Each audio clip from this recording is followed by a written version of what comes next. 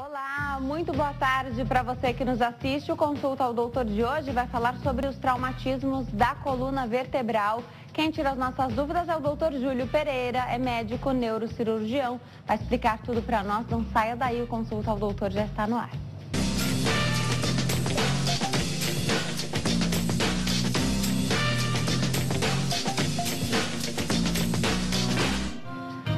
Olá para você que nos assiste de qualquer parte do mundo, o Consulta ao Doutor já está no ar hoje para tirar suas dúvidas sobre os traumatismos da coluna vertebral. A princípio você pode não entender do que se trata, mas você vai conseguir compreender com certeza ao longo do Consulta ao Doutor. Muita gente sofre com desconforto, né? Dores nas costas, mas a gente quer saber o que isso pode implicar, de repente, em perda de movimento. Será que um trauma, uma batida de carro, por exemplo, um acidente, pode fazer com que as pessoas percam a movimentação? Paraplegia, tetraplegia, são possíveis consequências desses traumas, então, na coluna vertebral? A gente vai entender tudo sobre esse tema hoje aqui no Consulta ao Doutor.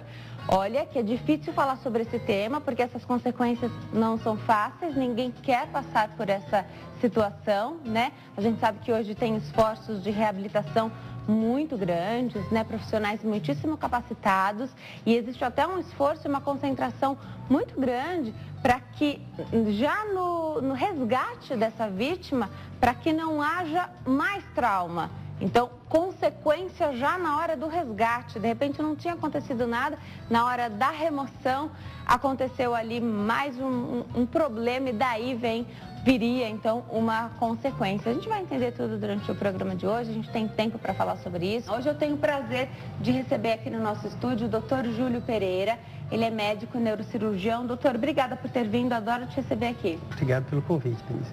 Esse tema, doutor, é denso, né? Porque é difícil falar sobre algo que ninguém deseja passar por um traumatismo da coluna vertebral, dores na coluna, as pessoas sentem, né? As estatísticas mostram, todo mundo já sentiu, se não sentiu, vai sentir uma dor na coluna, mas quando é que essa dor ou um trauma pode fazer com que o nosso organismo perca os movimentos? A gente vai entender tudo aqui hoje. Obrigada, viu, doutor? Obrigado. Muito bom que você está aqui hoje. Vamos começar então, doutor. Essas dores que a gente sente na coluna, então, até você trouxe aqui os exemplos para mostrar os modelinhos. Ah, dor na lombar. Como é comum as pessoas se queixarem de dor lombar, né? Aquela dor que a pessoa sente muitos anos. Ah, às vezes até irradia para a perna, viu, Denise? Ah, pinçou aqui um pouquinho, parece um nervo. Isso pode debilitar a pessoa de certa maneira e gerar um trauma aqui do que a gente vai falar hoje? Perfeito. O que acontece? Nossa coluna ela é sobrecarregada durante toda a vida, né? Então, só para a gente colocar em números, quando a gente fala da população adulta, até 40% tem um episódio de dor lombar que precisa tomar um remédio por ano. Ou seja, é um problema muito comum a dor lombar. Então, a gente tem como se fossem dois tipos de doença. A doença que a gente diz que ela é crônica, ela é degenerativa, então assim, a gente força a nossa coluna, a gente faz nossas atividades, as atividades do dia a dia, isso vai sobrecarregando. E num determinado momento, essa coluna dá o sinal de alerta dela, que é a dor. Esse é um tipo de problema. Outro problema que tem sido muito frequente é o trauma. O que é o trauma? Você tem uma queda, uma pancada, a incidência tem aumentado muito, principalmente por causa dos acidentes automobilísticos. Então, o que a gente sabe de prevenção que existe, né? O beber não pode dirigir depois, tudo, mas a incidência ainda é muito alta. Então, alguns consideram esse trauma como uma epidemia que está acontecendo. Então, as pessoas se acidentam. Ou, nesse caso, geralmente o adulto jovem, ou o que a gente tem visto cada vez com mais frequência, o idoso.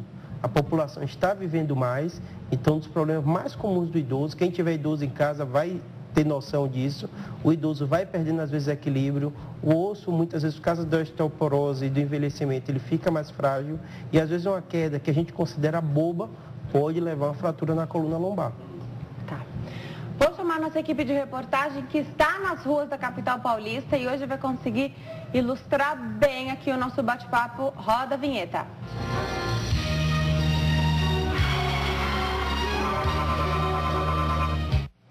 Estudos da OMS, a Organização Mundial da Saúde, apontam que 80% das pessoas têm ou terão aquela famosa dor nas costas durante a vida. E a nossa repórter, Jéssica Nunes, tem mais informações sobre o nosso tema de hoje. Boa tarde, Jéssica, tudo bem? Boa tarde, Denise, tudo ótimo, é isso mesmo, 80% podem ter ou já têm dores nas costas. E dessas estatísticas, a maioria dessas dores, em cerca de 2, 3 meses, acaba passando. Mas é claro que tem as exceções. No caso, 10% dessas dores nas costas são ocasionadas por casos graves, como, por exemplo, um trauma. E a gente vai conversar com o Leandro. Ele passou por um trauma, ele está aqui comigo. Ele sofreu, na verdade, um acidente de trabalho. É isso mesmo, Leandro? Conta pra gente a sua história, o que aconteceu. Porque hoje você está numa cadeira de rodas. E foi muito recente tudo. Muito boa tarde. Boa tarde, Jéssica. Então, foi isso mesmo. Eu sofri um acidente de trabalho, né? Onde eu fraturei a minha T12 e comprimi a minha medula, né? Eu estava no trabalho, desacoplou uma máquina e ela bateu nas minhas costas. Me golpeou e na hora eu já não sentia mais as pernas, né? Quando eu caí no chão. Aí chegou o resgate. O resgate, assim que chegou, veio um médico e perguntou para mim como é que eu estava me sentindo. Eu falei para ele, falei assim, doutor, da cintura para baixo não estou sentindo nada. Então ele pegou e falou assim, não, então não vou correr o risco de tirar você de ambulância. Vou chamar o Águia, né, e nós vamos te transportar você de helicóptero. Eu falei, tudo bem. Aí fomos até lá, começou o primeiro atendimento e logo após isso eu fiquei acordado. Eu sofri acidente às 7h30 da manhã e fui operado quase 8 horas da noite. E fiquei acordado, né? E sentia muitas dores, né? Acho que eu sentia dor também da pancada nas costas e da fratura na coluna, né? E aí eu fiz a cirurgia, graças a Deus, deu tudo certo, foi tudo ótimo. Mas o neuro estava fazendo todo o controle comigo sobre minhas pernas. E minhas pernas, em nenhum momento, elas correspondiam, né? Então, perdi o movimento das pernas e todo o processo da cirurgia eu era grau 0. Eu não movimentava nada nas pernas. Assim que terminou a cirurgia, fui para o quarto de UTI, né? Acordei. Quando acordei, tinha uma doutora também, da equipe também de neurocirurgiões, e ela perguntou para mim, falou assim, Leandro, levanta a perna. Minhas pernas levantavam. Então, ou seja, de nível 0, eu passei para nível 3, 4, né? Minhas pernas levantavam, levanta a perna direita, levanta a perna esquerda e conseguia levantá-las, né? E assim, ficamos tudo felizes, tudo contente, porque a minha medula, ela sofreu o impacto, né? Só que, graças a Deus, ela não chegou a romper. Então, ou seja, o modo de as pernas ter levantado já diz que a medula, ela está inteira, né? E a cirurgia foi um sucesso. Depois disso, no prazo de 72 horas, infelizmente, eu comecei novamente a vir perder meus movimentos, né? Um dia eu perdia dos pés, outro dia eu perdia das minhas pernas, panturrilha, outro dia eu perdi das minhas coxas, e enfim, aí eu perdi 2 dedos acima do umbigo. Eu não sentia nada, né? 0. E aí eu perguntei uma explicação, por que aconteceu isso, sendo que eu levantei minhas pernas, né? E assim, o processo da medula, quando você comprime ela, ela sofreu aquele trauma. Só que, quando descomprimiu ela, eu tinha os movimentos ainda, por quê? Porque ela não tinha a inchado no canal da vértebra. Depois que ela pegou e começou a inchar, começou a sofrer, né, as consequências do trauma, foi onde foi desligando. Aí, pouquinho a pouquinho, aí eu fui perdendo. Mas hoje em dia você tem um movimento, pelo menos até o quadril. Você conseguiu recuperar esse movimento graças à sua fisioterapia? Sim, foi isso mesmo. Então, eu desde o primeiro dia que eu fui para a UTI, eu já faço fisioterapia, né? E assim, essa dormência, ela é o seguinte, ela fica por alguns dias. Por exemplo, a minha, né? A minha eu tomava todo dia uma injeção que se chamava Clexane, para não coagular meu sangue. Aí todo dia alguém chegava assim pra gente, via aplicando na minha barriga, e falava assim, nossa, essa injeção dói, né? Aí eu não sentia nada, eu falei assim, não, mas eu não sinto nada. E aí foi indo, dia após dia, tomando aquela injeção. Teve um dia que eu senti dor. Aí eu falei assim, falei para minha esposa, eu acho que eu senti dor. Ela falou, sério? Eu falei assim, vou esperar a injeção de amanhã para ver. Aí, novamente, veio no dia seguinte, aplicou, doeu. Aí eu falei assim, nossa, doeu mesmo. Aí eu falei pro enfermeiro, doeu? Ele falou, você tá sentindo? Eu falei, tô. No outro dia veio a fisioterapeuta, eu falei para ela, eu falei assim, ó, é o seguinte, eu acho que minha sensibilidade está descendo. Ela falou, sério? Eu falei, então vou fazer um teste. Aí ela pegou gelo, passou e realmente tinha descido 4 dedos já a minha sensibilidade, né? E graças a Deus, hoje eu já tenho o controle do tronco, né? Para quem não conseguia ficar nem sentado, eu não conseguia ficar sentado, né? Eu jurava que quando eu saísse da UTI, eu ia chegar e ia conseguir ficar sentadinho. Não conseguia. Era 0, né? Então, o que acontece? Foi fazendo fisioterapia. Graças a Deus, com muito esforço, hoje, graças a Deus, já tenho o controle de tronco, já consigo ficar sentado, né? Consigo fazer todas as minhas coisinhas. Isso já fez uma baita diferença, principalmente com seus filhos, né? Que na hora que você já chegou, eles já sentiram uma diferença. Com certeza, foi exatamente. Nossos filhos na nossa vida é uma bênção. Inclusive, teve um dia que, acho que foi a parte mais difícil, assim, para mim, foi um dia que eu estava no hospital, minha mãe ligou para mim e falou assim, Leandro, o Luquinha quer falar com você. Aí eu falei, então coloca ele no telefone, mãe. E ele tava com uma vozinha assim, sabe, chateadinho. Aí ele falou assim, papai, posso te fazer uma pergunta? Eu falei assim, pode, filho, pode fazer. Ele falou assim, papai, é verdade que você não vai voltar mais a andar? Nossa, na hora que ele falou aquilo ali, parece que desabou tudo. Aí, sabe, fechei o olho, pedi sabedoria para Deus. Falei assim, Deus, por favor, me ajuda eu falar alguma coisa aqui para confortar o coraçãozinho dele, né? Aí na hora, já vi as palavras assim na boca e falei dessa forma assim para ele. Filho, papai sofreu um acidente e machucou as costas. O papai vai ter que passar um tempinho na cadeira de rodas. Mas o papai promete para você que o papai vai voltar a andar. Eu bati assim, ó, e prometia para ele. Quando eu falei aquilo que, tipo assim, eu prometo para você, sabe, me encorajou de um jeito que eu falei assim, eu vou sair dessa, eu vou passar por cima disso aí. E na hora, a voz dele mudou, ele falou, tá bom, papai. E aí, tipo, pra tirar esse pensamentinho da cabeça dele, eu já brinquei com ele, falei, filho, papai vai para casa com cadeira de rodas, vai precisar de um cara forte para me empurrar. Você me empurra? Papai, pode vir para casa que aqui tem um cara forte para te empurrar. Aí eu falei, tá bom, então. Ai, Leandro, quanta energia boa, pelo menos tudo bem, é uma situação muito triste, mas eu acho que o mais importante é a gente resgatar esse sentimento de força, de fé, de esperança e realmente, independente da força do paciente, da vítima do acidente, a família é a base. E é isso, por exemplo, que a Kelly fez. A Kelly é a esposa do Leandro. E Kelly, ele sempre foi assim, tão pra cima, tão esperançoso? Sempre foi. Ele sempre teve muita motivação, ele sempre foi um cara alegre, sempre feliz, sempre muito família. Ele sempre teve com a família presente o tempo todo. A gente sabe da importância da recuperação da família, aliás, da recuperação do paciente, da vítima, com a família. E sua rotina, por exemplo, Kelly, mudou totalmente. Vocês têm 2 filhos, agora você tem o seu marido que está paraplégico, mas você também não perde as esperanças e você mudou sua rotina porque você acredita sim numa vitória. Sim, com certeza, a gente acredita muito. Acima de tudo, a gente tem muita fé em Deus que o Leandro ele vai voltar. Então, eu faço por onde conseguir esse recurso para ele o tempo todo. Cuido, tive que aprender a ser enfermeira, tive que aprender um pouquinho de tudo para cuidar dele. E o que eu puder fazer, eu vou fazer para levantar ele de pé. Com certeza, não tenho dúvidas disso. Leandro, só para finalizar, para quem está passando, de repente, por uma situação como essa, para quem se vê parecido numa situação como essa, qual o recado você deixa?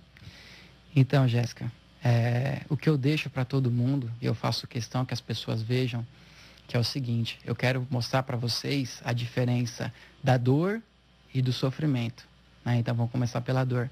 A dor ela é o seguinte, ela tanto é física quanto emocional, né? Então, assim, física, né? Eu sinto dores ainda, algumas dores nas costas, tudo, quando eu levanto, quando eu deito, né? Quando eu vou fazer movimentos de torções, sinto dores. Emocionalmente, dói também quando você olha para o seu carro, você não pode andar. Quando seus filhos pedem para você pegar eles no colo, você não pode. Então, existem várias dores emocionais também. E eu quero falar para vocês já o sofrimento. O sofrimento para nós, ele se torna opcional. você escolhe sofrer ou você escolhe ser feliz, né? Eu escolhi ser feliz, sabe? Um sorrisão no rosto, porque tudo isso aí que a gente tem é a nossa alegria, a nossa felicidade. Então a gente tem que minar isso aí dentro da gente, entendeu? Para cada vez crescer mais, entendeu? E a vida continua, entendeu? Eu não sei quanto tempo eu vou ficar assim, espero que seja breve, que eu possa estar de pé, é o meu sonho. Mas que não seja, que demore um pouco mais. Eu não vou esperar muito tempo para mim ser feliz. Não, vou começar a ser feliz desde agora. Entendeu? Então, assim, gente, seja feliz, sabe? E, graças a Deus eu tenho apoio da minha família, que me ajuda muito. Então, o que eu quero deixar para vocês é isso aí. Independente de tudo, seja feliz. Não importa o estado que você esteja. Perfeito, muito obrigada, Leandro, muito obrigada, Kelly. Obrigado. E é com essa mensagem, Denise, que a gente acaba, porque independente de um trauma, seja ele na coluna, ocasionado por um acidente de trabalho, um acidente automobilístico, eu acho que a gente deve transformar realmente esses obstáculos em estímulos e, claro, fazer que nem o Leandro fez, procurar um especialista, continuar o tratamento, realizar sempre a fisioterapia para obter sempre mais e mais resultados, melhores resultados. Obrigada, Jéssica. Que mensagem bonita. E é isso aí, com força a gente vai em frente. Obrigada, Leandro. Muito obrigada, Kelly. Um beijo aí para vocês dois, um casal cheio de fé. Um beijo para os filhos desse casal maravilhoso também. Jéssica, excelente trabalho. Muito obrigada aí pela sua reportagem hoje. Obrigada a toda a equipe, a Jéssica, os meninos da equipe toda. Doutor, eu vou me posicionar para dar um recadinho. Enquanto eu chego até lá, o Leandro, a gente sabe que ele tem um histórico aí de atividade física. O Leandro, ele é atleta. Isso ajuda nessa recuperação, nessa reabilitação, né? Mais para frente a gente vai falar traumas e acidentes acontecem, já aconteceram com profissionais, já, né, esportistas, atletas de vários ramos, várias atividades, né? Fica em vantagem quem faz atividade física, porque a gente sabe que é saudável fazer atividade física, mas o sedentarismo ainda predomina, né? Então, quando acontece uma coisa trágica como essa, né, ninguém quer passar por isso. Tem vantagem quem tem um histórico bom de saúde, um condicionamento aí físico bom. Sem dúvida nenhuma, Denise. O que é que acontece? A gente, quando tem um acidente, a gente divide ele em dois momentos. Um é o momento agudo, que a gente diz que é a lesão primária. Então, geralmente, você caiu, teve uma pancada ou foi um acidente automobilístico, essa coluna foi fraturada e a medula foi lesada. O grande objetivo é você tirar essa compressão da medula e reduzir esse dano, né? Essa é a lesão primária. A lesão secundária é o processo inflamatório que acontece depois. Então, algumas vezes acontece, como foi o caso do Leandro, de pacientes que ele tem uma compressão, ele tem um déficit completo. O jeito que o paciente chega é o mais importante no prognóstico. Então, essa é a primeira fase. E a segunda fase, que é o que é feito geralmente, é a descompressão para essa coluna parar de sofrer e evitar o dano secundário, que é esse edema que às vezes acontece depois. Mas, sem dúvida, o atleta tem uma musculatura melhor e, sem dúvida, isso ajuda muito na recuperação. Perfeito. Vou dar um recadinho que também é sobre saúde. Já a gente segue com o nosso bate-papo. Nós estamos de volta ao Consulta ao Doutor. Hoje fala sobre os traumatismos da coluna vertebral. Quem tira as nossas dúvidas é o doutor Júlio Pereira. Ele é médico neurocirurgião. Está explicando tudo aqui pra gente sobre esse tema. No primeiro bloco, a gente teve a participação da nossa repórter Jéssica Nunes, que entrou num link aqui maravilhoso, contando a história do Leandro Paiva, que sofreu um acidente de trabalho e perdeu a movimentação da cintura para baixo. Nesse caso, tem um nome para essa lesão? Tem. Todo mundo pergunta, né? Qual é o termo quando perde do movimento das pernas? É paraplegia, se for completo. Paraparesia, se ela for parcial. Tá. No caso dele? Plegia quer ver com a movimentação. Então, movimentação, pelo que ele descreveu, não tem. Não tem movimentação. Isso. Então, por enquanto, Isso. ele está com a paraplegia. Paraplégico. Outro aspecto bem importante é a sensibilidade. Porque todo paciente, ele pergunta, quer saber, qual a minha chance? Eu tenho chance de recuperar? Não tenho. Quando o paciente tem um déficit completo, ele perde tanta motricidade como a sensibilidade, significa que ele teve uma secção medular, não está passando estímulo nenhum. A chance de uma recuperação ela é muito pequena, quando ele tem um déficit completo. Quando o déficit é parcial, que aí entra na zona que a gente fala, né, que é a zona da dúvida, né? Tem que dar o estímulo máximo para ver o quanto esse paciente vai recuperar. Perfeito. No relato, então, do Leandro, ele conta aqui pra gente, na nossa reportagem aí da Jéssica, que depois da cirurgia, então, quando ele estava na UTI, né? Esse é o procedimento, né? Sempre vai para UTI. Geralmente, cirurgias maiores. E é considerado uma cirurgia grande, né? Ele conseguiu, foi pedido a ele que levantasse, então, as pernas. E o primeiro relato foi que já na hora do acidente, ele não estava sentindo mais da cintura para baixo, né? Não sentia as pernas, o resgate chegou. Depois a gente entra na questão do resgate, que teve uma diferença se ia de ambulância ou se ele foi de helicóptero. Foi pedido a ele que levantasse as pernas e ele conseguiu levantar as pernas. Que maravilha, ele ficou feliz, a família ficou feliz, todo mundo que soube dessa notícia, olha que maravilha. E dia após dia, houve a evolução aí, foi um retrocesso, né? Por que isso acontece, doutor? Perfeito. Primeira coisa, o fator mais importante quando a gente fala de traumatismo é o resgate. Porque quanto mais rápido esse paciente chegar no hospital, descobrir o que aconteceu, é ter a proposta de tratamento. Quando o paciente tem uma compressão aguda, é muito importante que a gente aborde nas primeiras 12 horas.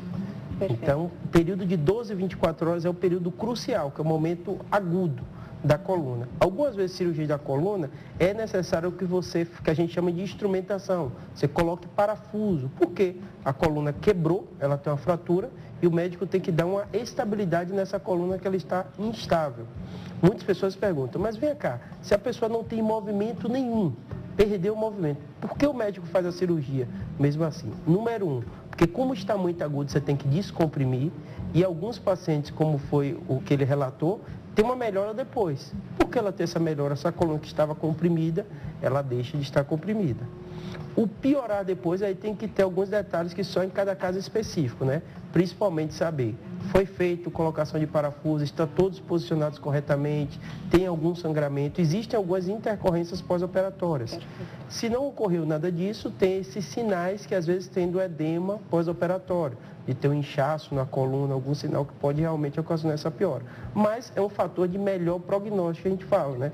Que esse paciente não tinha movimento nenhum, ele começou a ter a sensibilidade, tudo isso. Então, sem dúvida, são fatores importantes. Vamos atender a telespectadora que está na linha? Quem fala conosco é Risolene, aqui de São Paulo. Oi, Risolene, tudo bem? Boa tarde. Alô? Tarde. Oi, Risolene, tudo bem? Tudo bem. Seja bem-vinda, obrigada por ter ligado. Fica à vontade, pode perguntar.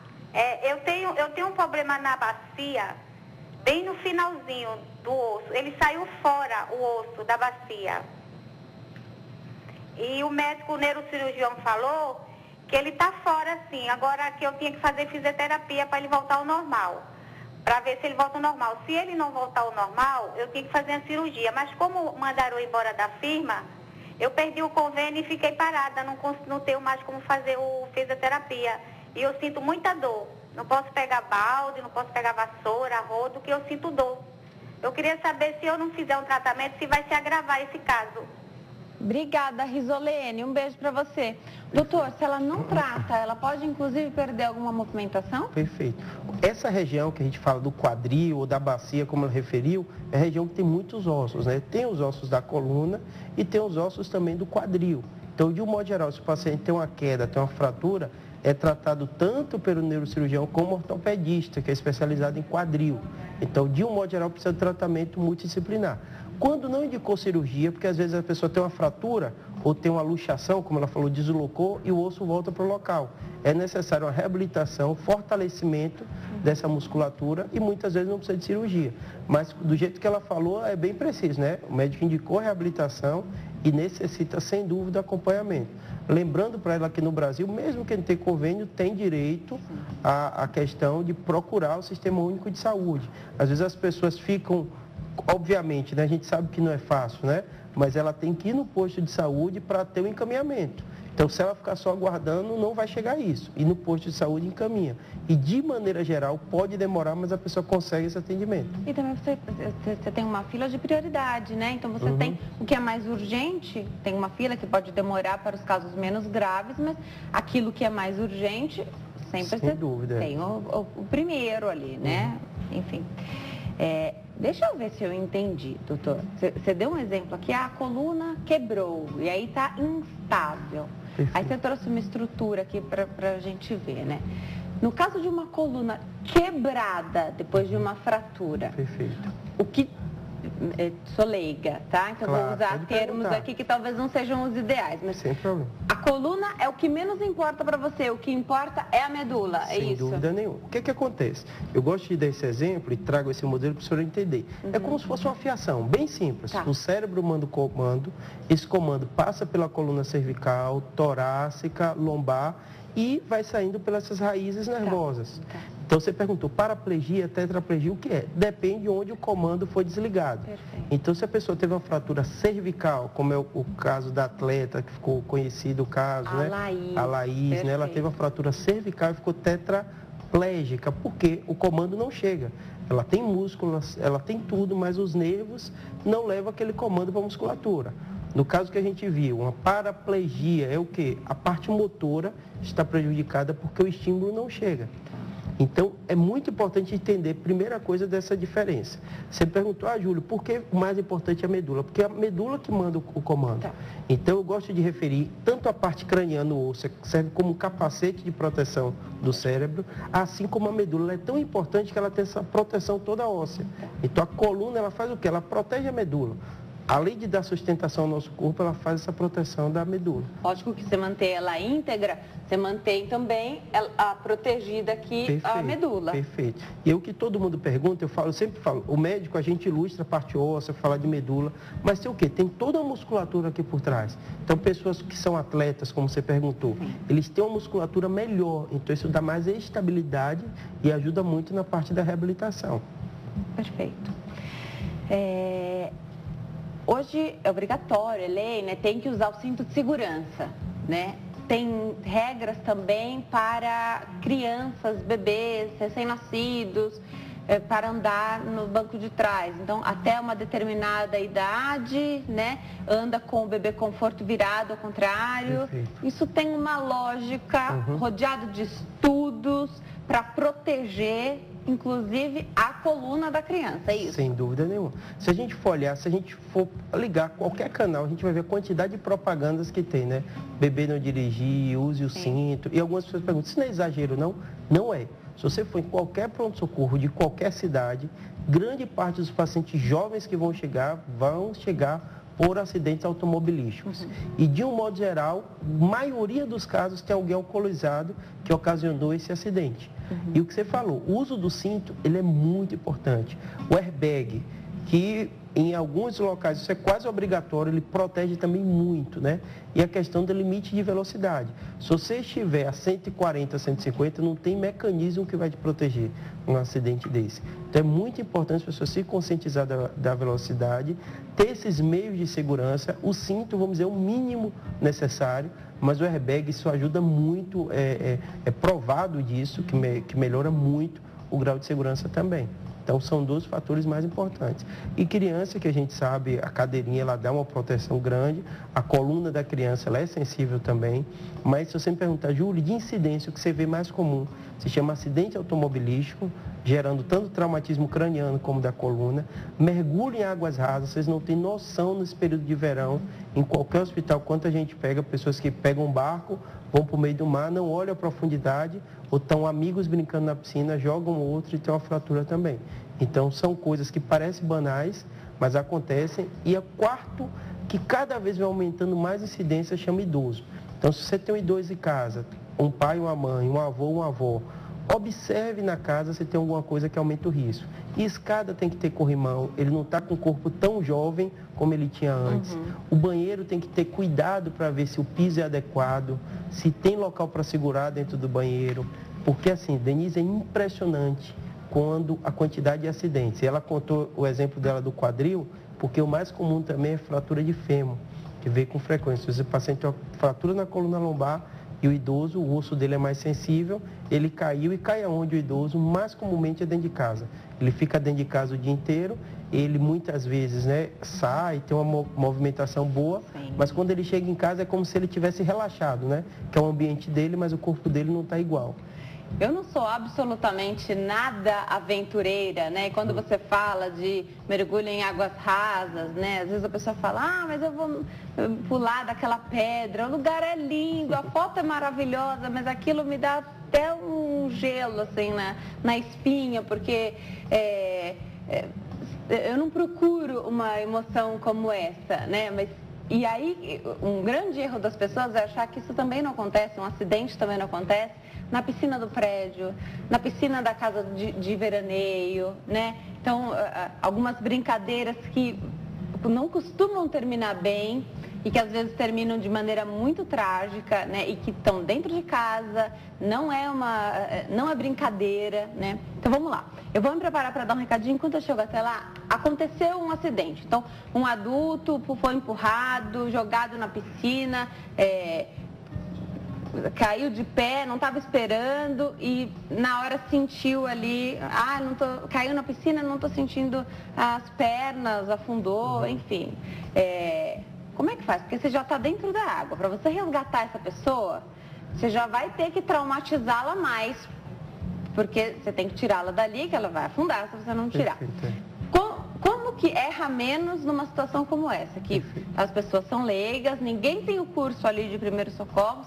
Como que traumatiza menos até chegar alguém que entenda do assunto, doutor? Perfeito. Quando a gente fala de acidente, a grande maioria a gente falou automobilístico. Então, assim, o Brasil, sem dúvida, é referência nisso. Então, a gente tem um serviço de emergência que é no país inteiro, que é o SAMU, e as pessoas têm que saber o número e têm que ligar. Maioria das vezes, teve um acidente, o acidente foi automobilístico, ligar, informar, chamar o serviço de emergência e, de um modo geral, evitar mobilizar a pessoa. Você deu o exemplo dessa sessão, né? A pessoa se afogando dentro da água, você tem que tomar uma medida no momento. Posteriormente, tirou da água e deixar a pessoa com menos movimentação possível, principalmente se ela estiver referindo dor em alguma dessas regiões. Mas a mensagem que eu fico a maioria das vezes, caiu, está no ambiente, num local seguro, né? Deixar a pessoa com a mínima movimentação possível e chamar o serviço de emergência, principalmente se tiver uma perda de força, se esse paciente tiver dor, referindo dor na coluna. Doutor, essa falta de movimentação, então, gerada após um trauma, pode ser temporária? Então, a pessoa queixou, está desesperada, foi ao hospital e depois ficar constatado que não foi esse o problema. Pode ser temporário? Perfeito, Denise. Excelente pergunta. Todo paciente, primeira coisa, quando ele tem um trauma, a família e ele está preocupado com o quê? O risco de vida que ele tem, né? E o que é necessário ser feito. Passou essa fase inicial, atendimento inicial, procedimento, se for necessário, cirurgia é feita, todo mundo pergunta sobre o prognóstico neurológico. Infelizmente, a gente tem fatores que podem ajudar a gente a definir se o prognóstico é bom ou ruim, mas ninguém consegue precisar, dar uma certeza absoluta desse paciente, se ele vai ter uma recuperação completa ou não. O que acontece? Nossos neurônios, eles não se regeneram, não se duplicam. Então, o que a gente tem é o que a gente chama uma plasticidade.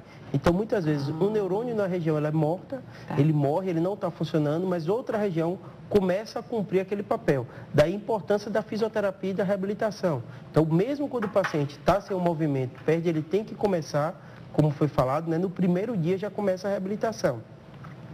Por quê? Porque a gente não consegue precisar qual paciente vai ter a recuperação, o grau de recuperação que ele vai ter, porque o corpo da gente precisa um tempo para ver. Então, o mais importante é o grau de lesão que foi, se ela foi completa ou não, tem sensibilidade ou não. Se ela foi incompleta, a chance de recuperação é melhor, mas realmente só o tempo vai dizer o quanto esse paciente vai melhorar. Perfeito. Então, vamos lá. Agora a gente vai entender como é que acontecem, então, as lesões na medula espinhal.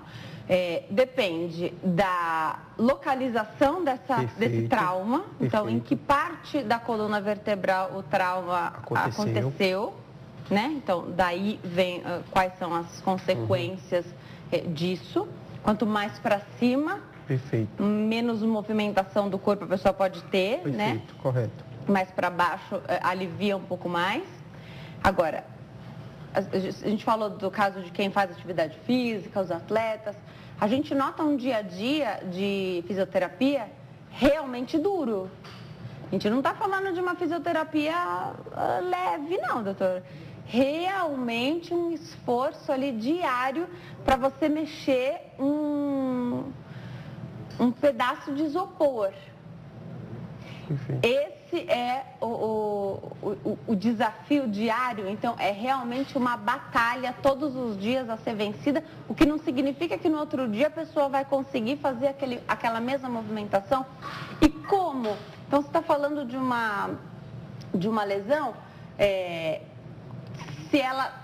se o paciente está conseguindo ter um progresso, né, está progredindo, significa que não houve um rompimento total da medula, é isso? Perfeito, correto. O que é que acontece? Você falou dos níveis da lesão, né? Então, assim, a gente tem a coluna cervical, a coluna torácica e a coluna lombar. Paciente, hoje em dia, todo mundo pega e já lê o laudo, né? Ele vai ver, né? Como C de cervical, então é C1, C2, C3, diz o nível que é. Torácica fica com T, T1, T2 até o T12 e a lombar que vai do L1 ao L5. Então, no laudo vai vir assim. Então, a parte da reabilitação. Começou, teve a lesão, é necessário começar a reabilitação. A reabilitação na medicina tem evoluído muito. Então, a gente tem a fisioterapia, que todo mundo conhece, tem o terapeuta ocupacional, que ajuda muito nessa parte de reabilitação, e tem o psicólogo, que é essencial. É alguém jovem ou alguém que, mesmo que ele seja idoso, né, mas de repente ele perdeu a movimentação por causa de um trauma. Então ele vai precisar desse apoio também, porque eu falo com todo paciente, o cérebro comanda o nosso corpo inteiro. Então se a gente estiver para baixo, estiver mal, essa reabilitação, sem dúvida nenhuma, ela vai ser prejudicada. E o que você falou é uma coisa bem importante. O que vai acontecer? Com todo paciente eu não costumo dar falsas esperanças, eu sou bem franco. Mas o que eu falo nessa minha franqueza, eu falo o seguinte, não dá para a gente se planejar para daqui a 5 anos o que vai acontecer com você. Perfeito. Então a gente tem que fazer o planejamento. Primeiro planejamento é, precisou de cirurgia, não precisou. Precisou, é o risco de qualquer procedimento cirúrgico, a gente sabe que existe. Passou por essa fase, vem a fase de reabilitação. Todo paciente pergunta, Júlio, ou o médico que está acompanhando, né? O que vai acontecer? Eu vou melhorar ou não vou melhorar? Eu falo, não dá para precisar isso. A gente vai ter que dividir em etapas. Então, você vai estar passando essa etapa inicial, como você falou, né? Os 3 meses iniciais são os mais difíceis, que é fisioterapia, terapia ocupacional. Muitos pacientes precisam da hidroginástica ou da musculação. A musculação fortalece a musculatura também. E aí depois vai fazer essa reavaliação, né? Com o exame de imagem, se for necessário, e ver como está sendo esse progresso. E é impressionante, a gente que lida com isso todo dia, como a gente se surpreende.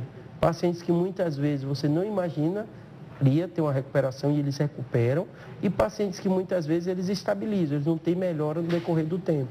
Mas o que eu falo para todo mundo é, o que eu falo não ter melhora, quando eu converso com a família, ele percebe o quanto ele melhorou.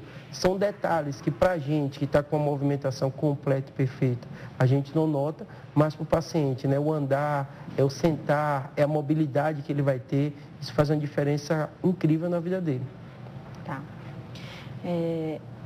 Doutor, a gente estava até comentando aqui fora do ar, como, e você deve sentir isso no teu dia a dia, como é diferente a pessoa que tem fé, o paciente que tem fé e o paciente que não tem. O paciente que tem fé sabe que quem dá a resposta final não é nem você, nem o outro colega, nem a própria pessoa, né? Então, o caminho parece que vai, mas nunca é leve, né? Mas não está nas mãos das pessoas, né? Então, faça a sua parte, mas a gente está caminhando aí com fé, que é acreditar naquilo que a gente não consegue ver, né? Perfeito, então, né? Primeiro você pisa, depois Deus coloca o chão, certeza, né?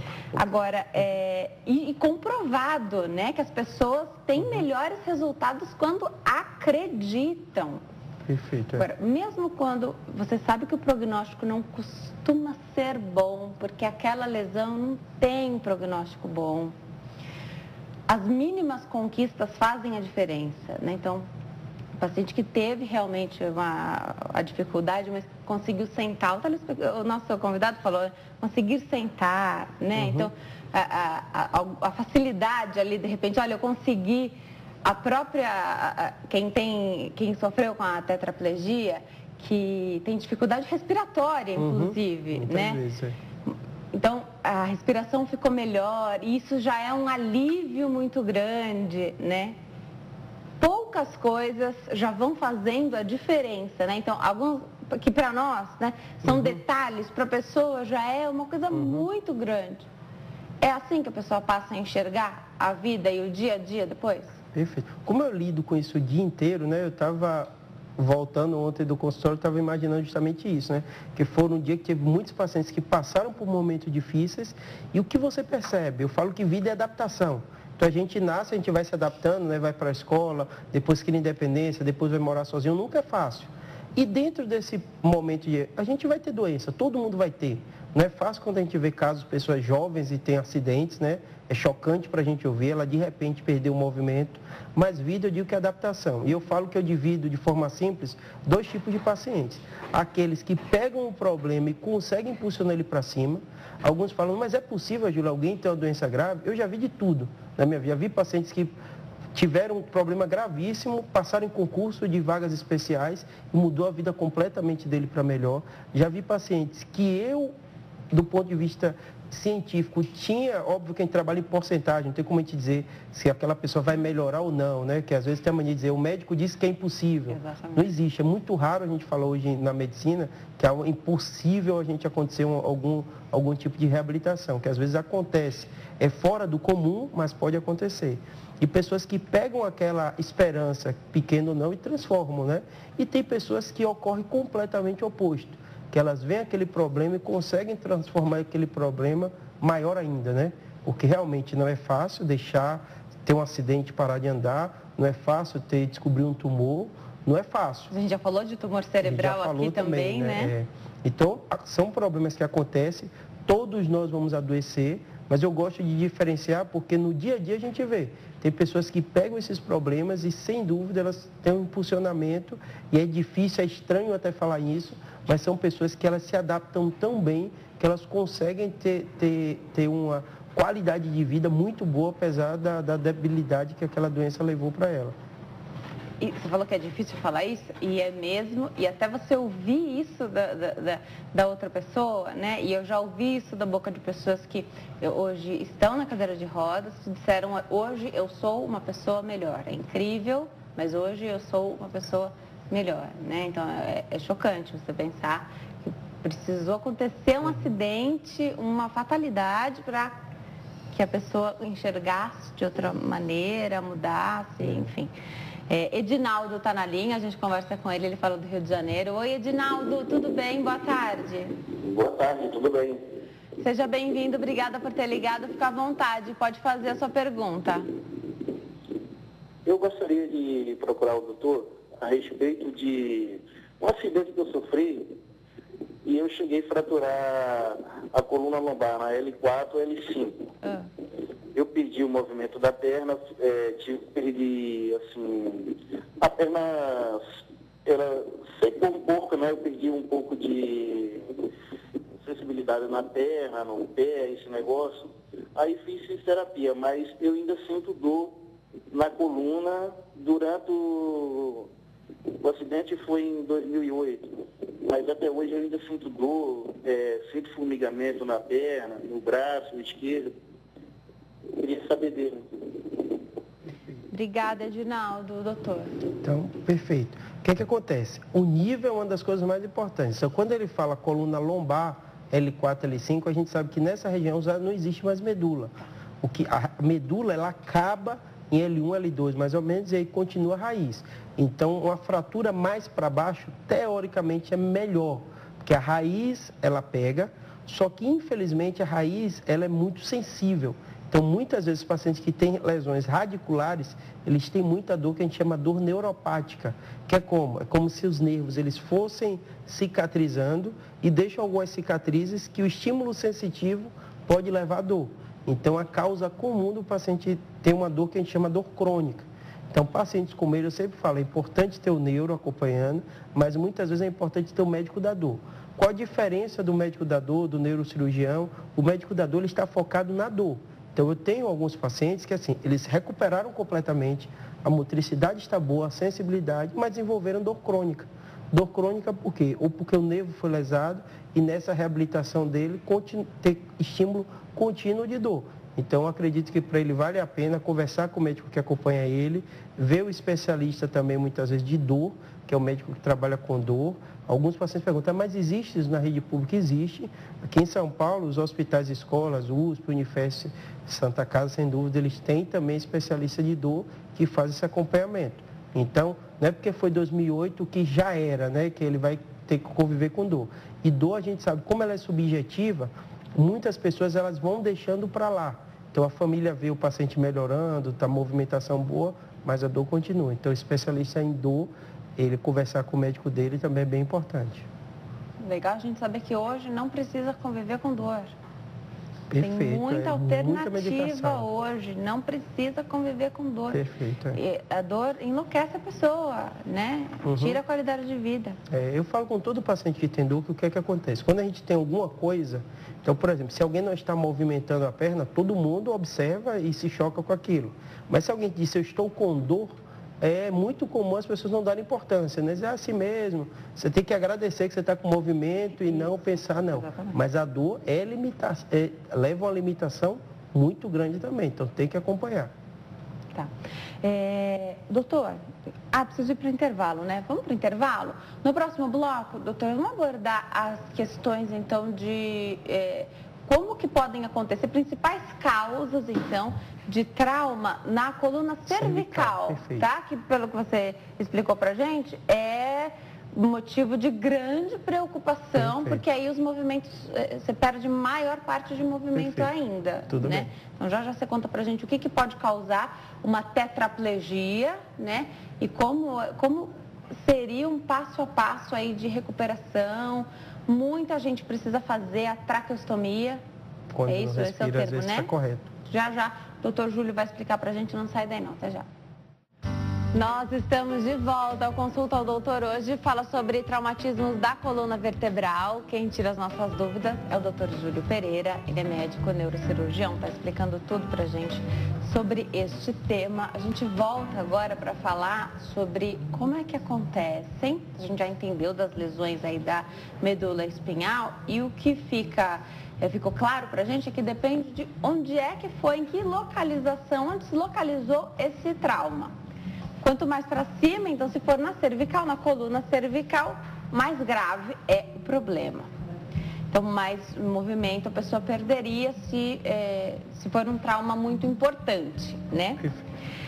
E o que é que causa, né? Quais são as possibilidades aí, o que acontece mais de problema na coluna cervical, doutor? Perfeito. Se a gente for ver tudo que a gente falou e as perguntas dos telespectadores, foi aonde? Lombar. Por quê? O trauma na coluna lombar e cervical são os dois locais mais comuns, porque a gente tem maior movimentação. Então, se a gente imagina, quando a gente bate um carro ou tem um acidente ou cai de algum local, nossa coluna cervical tem um mecanismo que chama efeito chicote. Então, o carro bate, você continua o movimento, depois você volta e faz esse movimento. Essa movimentação pode fazer com que a coluna cervical se desloque. Você tem uma cervical aí, né? Essa seria a coluna cervical. Então, a coluna cervical da gente, ela é móvel. Porque a gente fica preso, o corpo está preso no banco, né? Mas a cabeça e o pescoço... Isso. E o peso da nossa cabeça, né? Ela é sustentada todo pela coluna cervical. Então, se você tem uma movimentação brusca, pode ter um deslocamento dessa coluna cervical. E outro detalhe é que a medula, se a gente for vendo aqui, ela está aqui dentro, né, dessa coluna, o espaço é pequeno e a medula está passando. Então, qualquer movimentação mais brusca ou fratura pode gerar um dano muito grave à coluna cervical. Então, por isso que tanto a coluna cervical, a lombar acontece a mesma coisa. A gente tem movimentação da lombar, que também, no caso de um trauma, pode levar a essa fratura e lesão. Na lombar, tem mais espaço. Então, não é qualquer trauma que leva a uma paraplegia, tem que ser um trauma muito importante. A cervical, o espaço é muito pequeno. Por isso que às vezes a gente vê, entre aspas, traumas que parecem bobos, né? Um mergulho em águas rasas, né? A pessoa caiu de cabeça, é pouca altura e gerou um dano tão grave.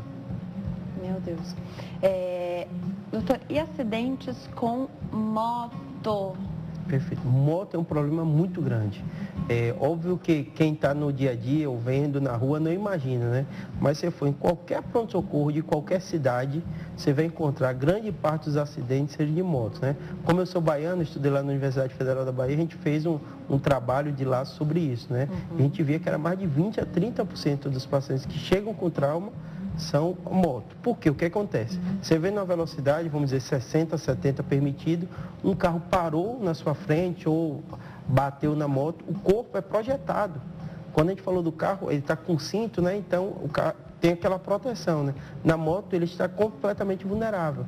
E muitas vezes o que acontece é que ele é arremessado. Primeiro risco que tem, né? Na hora do arremesso, quase reflexo, ele segurar, então o corpo vai, o braço fica e tem uma lesão de plexo braquial.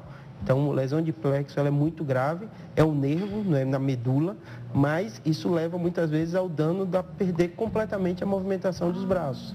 Então, se você olhar na rua, quem está assistindo também vai, mesmo sem ser médico, vai lembrar de pessoas que estão em acidente e estão com aquele braço que parece sem movimentação nenhuma do lado do corpo. Muitas vezes isso são lesões de plexo braquial. É bem comum. Eu vou atender a telespectadora, a gente volta a falar depois das motos. É complicado, precisa ver aí as pessoas, todo mundo está com pressa, né? Quem está de carro às vezes também não colabora, está no celular, o que não é permitido dirigir ao celular, né? Então aí de repente dá um desarranjo, você não viu a moto, né? E aí os acidentes acontecem dessa maneira. Acontece que você que está dentro do carro tem toda uma estrutura para te proteger e quem está de moto, ele é a estrutura que o protege. No carro, de um modo geral, principalmente grandes cidades como São Paulo, né, com esse trânsito às vezes difícil, você tem muito dano material, né, de arranhou, de bateu. No caso da moto, não, que é o de menos. No caso da moto, é o contato direto, né? Pessoa, né? Eunice está na linha do Grajaú, aqui em São Paulo, fala conosco. Oi, Eunice, tudo bem? Boa tarde. Boa tarde, oi. Seja bem-vinda, obrigada por ter ligado. Fique à vontade, pode fazer sua pergunta. Eu gostaria de fazer pergunta a ele, por que eu não sofri acidente. Eu, desde 2012, descobri que eu tenho falta de cálcio. Continuei trabalhando, né? Tentando manter a minha vida normal. Aí, um dia senti muita dor nas pernas e nas costas. Fui no pronto-socorro, o médico me tratou como se fosse uma dor muscular. Mandou para casa. Depois de 5 dias, eu retornei ao serviço, né? Eu me curvei e caí. Aí eu perdi totalmente a sensibilidade das pernas, né? Fiquei sem entender o que tinha acontecido. O meu marido ficou desesperado, perguntava para os médicos o que tinha acontecido. Ele falava assim que não sabia, que eu tinha sofrido alguma queda muito grave, não entendia o que tinha acontecido. Aí expliquei para eles que eu já tinha passado numa clínica particular, e o médico me avisou e eu não tinha nem dado tempo de fazer a ressonância, né, que ele tinha pedido. Que eu talvez tivesse lesão na coluna. Falei, mas como? Ele falou, você pode ter acontecido alguma queda e você não lembra. Na verdade, eu vim me lembrar depois que o médico começou a falar que eu caí quando estava grávida. Tentei proteger a minha barriga e arrumei as costas no chão com muita força, né? Aí ele mandou fazer ressonância e meu marido tentou na República, conseguiu fazer particular, né? Quando veio a notícia, ele ficou desesperado. Eu tinha uma lesão no cóccix e tenho uma lesão na coluna, na L4 e na L5. Na verdade, eles, quando olharam, ficaram sem saber como que eu conseguia ainda andar. Eu tenho a cartilagem já gastou totalmente da L5 e L4. Tá bom, Eunice, o doutor vai comentar aqui um pouquinho. Obrigada, viu? Um beijo para você. Doutor, a gente sempre tenta relacionar um fato ao outro, né? Ela fala do posicionamento aí da lesão na lombar, não tem o risco da medula mais, né? Isso, é. Mas ela conta um pouquinho da perda da sensibilidade. Perfeito. A gente tem algumas coisas para ver, né? Ela falou nisso da osteoporose e tudo isso. Então, óbvio que não dá para falar especificamente dela, mas falar geral. Primeira coisa, tem pessoas que elas têm uma fragilidade óssea. Então, são coisas que a gente chama fraturas patológicas. Como assim? Alguém não tem uma queda para explicar e, de repente, aparece uma fratura. Pode ser pessoas que têm osteoporose, têm essa fragilidade. Então, traumas mínimos, que são coisas do dia a dia, o subir, o fazer um esforço, aquele osso já frágil, fratura, acontece. Pessoas que têm outras doenças que geram problema nos ossos, vou dar exemplo, né? Metais, vocês podem dar uma imagem no osso e aquele osso está frágil, porque tem um tumor e tem uma fratura também, é outra possibilidade. E tem o que é muito mais comum, casos como ela refere, que são pessoas que elas têm uma doença degenerativa, o desgaste. Então ela tem o desgaste de uma vida inteira. Por quê? As pessoas perguntam, Júlio, mas eu não tenho muita atividade. É genético, né? Às vezes a pessoa tem uma genética, tem uns hábitos de vida e a coluna dela é uma coluna mais desgastada. E ela faz algum movimento, ou tem um trauma menor, faz uma movimentação e é o famoso, como falou, travou a coluna, né? Ela não consegue se movimentar. Por quê? Quase o reflexo, né? Sua coluna ou sua raiz foi comprimida por uma hérnia de disco, que é o mais comum, ou por outro desgaste. Dá uma alteração de sensibilidade, que é o que ela falou, a sensibilidade na perna, e muitas vezes é por quê? Porque ela já tem uma doença degenerativa, que não é daquele momento, né, por causa de acidente, e precisa ser trabalhada. Como é trabalhada? É o que ela já falou, né? Fazer os exames de imagem, o médico vê muitas vezes com a ressonância, que é melhor para a gente ver as partes moles, ver se tem hérnia, se não tem, se precisa de cirurgia, se não precisa. E 90% das vezes, as doenças degenerativas, o tratamento é reabilitação. Então, não precisa de um procedimento, esse paciente vai se reabilitando. Então, o mais importante para ela é procurar um médico especializado em coluna, que pode ser um ortopedista, pode ser um neurocirurgião, e fazer esse acompanhamento, para justamente avaliar. Foi fratura mesmo, é doença degenerativa só que ela tem, precisa de algum procedimento específico, ela tem alteração de sensibilidade, né? Então, tudo isso o médico vai olhar junto, vai examinar ela e tomar a decisão. Isso, sem dúvida, é o mais importante, consulta o médico para ela avaliar ela.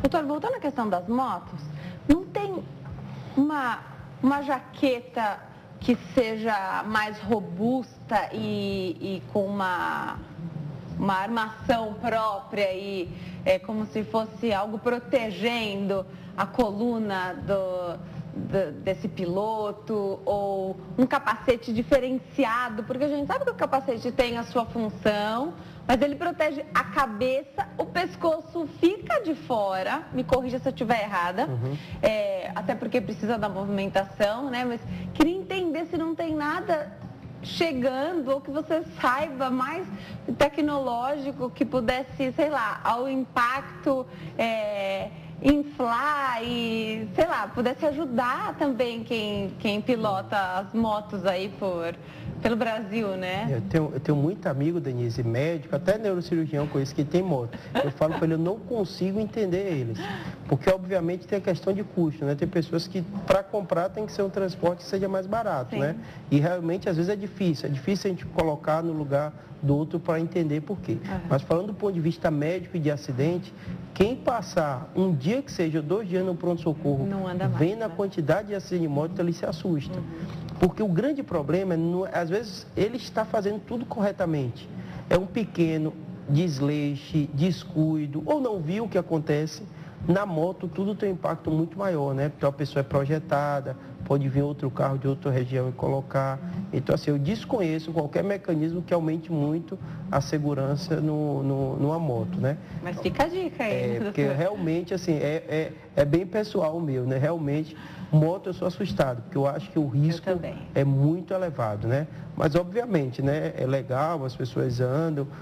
Esses colegas que eu te falei andam há anos, nunca sofreram acidente, mas eu sou bem reticente, porque eu sei que qualquer bobagemzinha, né, que aconteça pode ter um dano muito grave. Agora, e a bicicleta que você olha tão inofensivo e agora tem tanto espaço para se andar de bicicleta, né?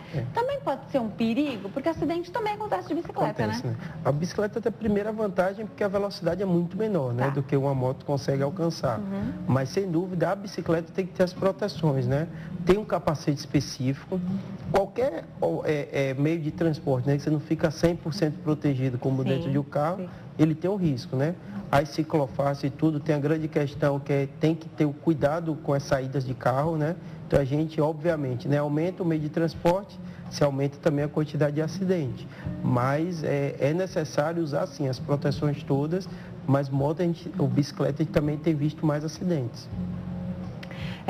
Vou voltar para a questão do resgate, que me chamou muita atenção, né? E chama muita atenção. Às vezes a pessoa não entende, chamou o resgate, ele chegou rápido e está demorando para levar ali a vítima, né? Então, eles estão estudando a melhor maneira de fazer isso. Então, para começar, mesmo se a pessoa não refere nenhum trauma aí na coluna, sempre imobiliza a coluna, né? Então, você vai de colete, você vai sempre... né, para evitar esse trauma na ambulância, enfim, não é fácil também andar pelas ruas, né? Aqui em São Paulo não precisa nem falar nada, né? Rua esburacada, enfim. Aí levantou essa questão, o link, né? Então a reportagem levantou essa questão de um resgate de helicóptero, doutor. Perfeito. Não tinha pensado nisso. Pode ser mais vantajoso dependendo do caso, então você tem vantagens nesse resgate? Cada vez está sendo mais frequente. Por exemplo, os 2 hospitais que eu trabalho têm heliponto e chegam pacientes. Então não é infrequente você estar de plantão e chegar um paciente em helicóptero. O médico que está fazendo o resgate e toda a equipe, é porque a gente critica muita coisa no Brasil, né? Mas a gente tem muita coisa que é referência. Sim. O resgate, sem dúvida, é uma das coisas que o Brasil é referência no mundo. E a gente tem um modelo que o raciocínio é atendimento mais rápido e chegada no hospital mais rápido. Tem modelos que eles fazem um determinado atendimento ou tem uma ambulância. O nosso tem ambulância, mas o grande raciocínio da gente é levar o mais rápido. Então, quem está fazendo o resgate, ele vai analisar a gravidade, qual hospital tem estrutura para fazer aquele atendimento. Então, às vezes, a pessoa tem um acidente, o potencial foi menor, foi avaliado, vê que aquele paciente tem baixo risco, eles podem ser atendidos numa UPA específica, numa unidade de menor complexidade. E tem casos, como ele falou, que são muito complexos, o médico avalia, vê que vai precisar de, provavelmente, até de cirurgia, ele não tem exame, nada, mas ele vê a gravidade, vai precisar para um determinado hospital. E tem a questão do trânsito, como você falou, né? Daqui de São Paulo e às vezes as distâncias.